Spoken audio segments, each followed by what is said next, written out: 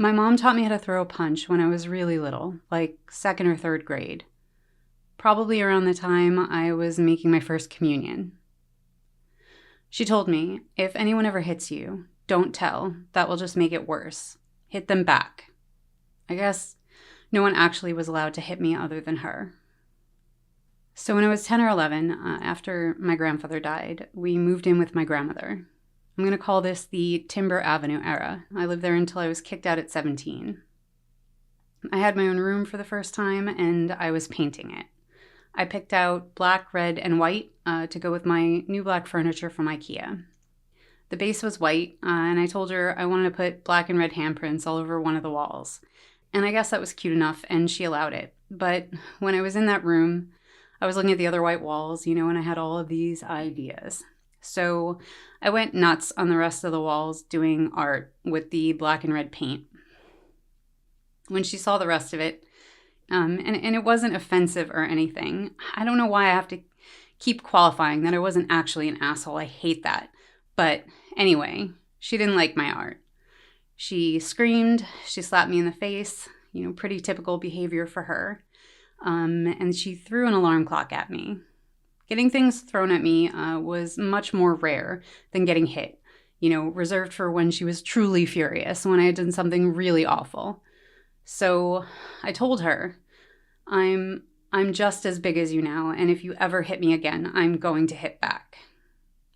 And she didn't, hit me again. Not until one time when I was 17. But she took me to doctors, trying to figure out what the fuck was wrong with my brain. She made me get an EEG, and she was confused when it came out normal. She was just sure I was broken. I've considered myself lucky, looking back, that putting kids on drugs for behavior wasn't as much of a thing yet. I could have been given like a bullshit diagnosis like oppositional defiant disorder for daring to stand up to an abusive parent, and I might have been put on drugs that could have messed me up for life. Messed me up more than I already am.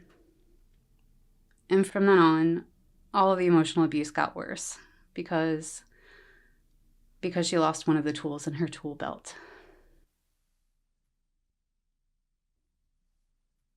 Sometime that year, I ran away. I ran away twice. I don't think the second time was serious. I think it was just to show her I meant business. But the first time was serious. I remember I packed up things of mine that I thought maybe I could sell on the street, like tapes or CDs. I don't remember exactly what I had at the time. Probably tapes. I cut off most of my hair and I tried to dye it red, but it didn't really take. It just came out auburn. I didn't really know about bleach then. I cleaned my room, like really cleaned it before I left. We had just had a fight about my room being a mess, and I left her a note saying something like, "Here you go, spotless." The police picked me up. There were like 50 police officers in my tiny town, which, by the way, had more dead people in it than live ones. I used to joke about that, but one day I read it in Wikipedia. It was actually true. About 2 square miles and half the town was taken up by a cemetery. 50 fat pigs in a town filled with dead people where nothing happens. Your tax dollars at work. So, looking back, thinking about that, I guess it wasn't surprising that I got caught. I was hanging out in a field under some power lines, not knowing what the fuck to do with myself when they found me. When I got home, she brought me a glass of milk and she had me sleep in her bed and she spooned me. It felt so disgusting. I don't know why I couldn't say no. I hated myself for not saying no. I was running away from her. What the fuck did she think? So she put me in therapy. I didn't want to go. I remember my sister coming to extract me from school, where I made sure I was working late on a project, to avoid the therapy. But when I got there, the therapist was so nice to me, and she listened to me. I don't think anyone has ever listened to me like that before, or talked to me like an adult. I couldn't believe it. I don't even remember what I told her. I just remember the tremendous empathy that I felt from her. I know I didn't tell her that I was physically abused. I wish I had, but I was too embarrassed, probably.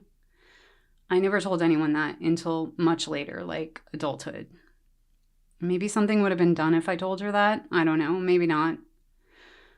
But I do remember we talked about my running away.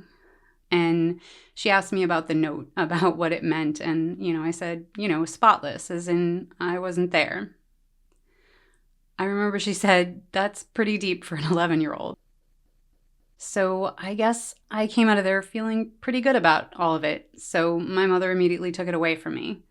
I'm not sure I was going to get to see that therapist again. She might have just been intake, but I was hoping for more of that. And I didn't expect what happened next. I thought my mother would at least be happy I was finally complying. But the point of therapy wasn't to make me feel good, it was to get me to obey my mother. So they put me in therapy with her. I think we had at least 2 sessions. Because for the second session, my sister came to mediate, I guess, because the first was so bad. The bitch that was running those sessions, she didn't ask me anything about me. It's like, shouldn't they at least ask you if you're being abused? These days, even my OBGYN asks me, like every doctor asks me if someone is hurting me. It's just on their list of things to ask. But no one asks kids that, right? Like, I don't know, maybe now they ask kids. So that fucking bitch, she just told me, look, you have to obey your mother. And then they gave me a list of all the new rules. And that was it for therapy. I asked for therapy again a few years later when I was like 14 or 15, and I didn't get it. Probably some combo of she didn't want to pay for it and she was worried about what I would say if I had to guess. So the next thing that happened, this was all the same year, like all of 11 was hell. The next thing that happened was my mother was trying to give me up, legally. I was to become a ward of the state. She told me she was sending me to a home for wayward girls. That sounds totally made up, and maybe she made it up, the name anyway. But I know she was sending me somewhere, whatever the name was, because my sister intervened and stopped her. I know this is true, it couldn't be made up, because my mother would not make up my sister being a superhero and rescuing me from her evil deeds. But the thing is, I really wanted to go. I wasn't entirely stupid. I knew it wasn't going to be bangers, but I really believed that it was going to be better than my current situation. I had it in my head that if I was going to some kind of an institution, that it would be institutional. It would be rational, make sense. Like I could just behave and I would be treated well if I behaved, which is not the way it worked at home. Sometime around the same age, or maybe it was even younger, but during the early Timber Avenue era, I had a desk with a small drawer with a lock on it. It was old. I must have gotten the desk and the key as a hand-me-down from my grandparents, and she knew I had it, the locked drawer. Then one day, she decided she wanted to see what was in it. I told her no. We argued for hours about it. Apparently, my sister, years ago, had a ream of paper or a notebook or something where she had handwritten "I hate mom" over and over again, page after page. And my mother suspected that I had done something like that too. And that was what was in the drawer. I fucking wonder why. I told her that wasn't what was in the drawer, but I also wouldn't tell her what was in it. In the end, she let me have my privacy. I think she did anyway. Maybe she just realized she could pick the lock while I was gone or something. But what was so upsetting about this is that I didn't actually have any privacy. I just had the illusion of privacy, and that I was powerless to stop her if she wanted to take it away from me, which felt so much worse than just not having any privacy to begin with. The drawer was filled with shitty poetry and song lyrics, but it was my shitty poetry and my terrible, terrible music lyrics. Kids should be free to express themselves and be able to fail miserably without fear of embarrassment. I felt like I would die if someone saw that secret, poorly versed part of me. There was rage and tears when I thought it would be brought to light. I felt naked. One of the most awful things about childhood is having no control. And adults make you do things that can be deeply upsetting, and they don't fucking care because you are their property. I always say sucking at something is the first step on the path to being awesome. I never did get good at poetry, but I should have had the right to try and fail without worrying if anybody would find out about it. So when I was in high school, theater was my thing. I dabbled in acting in grade school and nerd camp, but when I was in high school, I got really into set construction and design. I still acted, but we had a musical every year, and I couldn't sing for shit. In a lot of musicals, there aren't even really a couple of lines for people who can't sing. So I didn't audition until my junior year when I was encouraged to by the director. He even had me do choir to prep for the audition, which I didn't mind because it was better than just sitting in church. It may sound lame, but our shows were a big deal. Better than some bad Broadway I've seen for sure. And they made the school a lot of money. They were highly competitive, and the theater kids were actually popular. So, the night before my audition, I was so nervous about the singing part. My friend, who had been in the show the year before and could really sing, was helping me out. I was freaking out. I have terrible performance anxiety about singing, so I'm much worse when I'm in front of someone.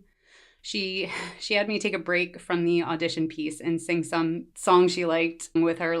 I think it was My Heart Will Go On, which is really hard. And I was singing really badly, and we were just laughing and crying. And the next day we had the audition, and I got in and she didn't.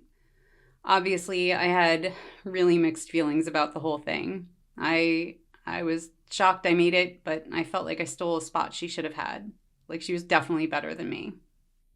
I think it was a combination of somehow nailing the dance audition and, although I hate to admit it, being the director's pet project. Anyway, why am I giving you all this backstory on high school musicals? All I needed to be in the show was a pair of character shoes. After all of this, I didn't think it would be the biggest obstacle, and I asked my mom, and she said no. She said, "You were just in the chorus." I thought she was just being cheap and insensitive, but now that I think about it, I probably disappointed her for not getting a better part. She always wanted me to be some kind of star, probably so she could stop working, but theater was the only thing she ever really supported me in. I ended up asking my father for money, which sucked, and which she knew I would have to do, and how much it would suck, and I got to be in the show. But I'll never forget how hurt I was and how much I hated her in that moment. I don't know why. It always surprised me when she was that hurtful.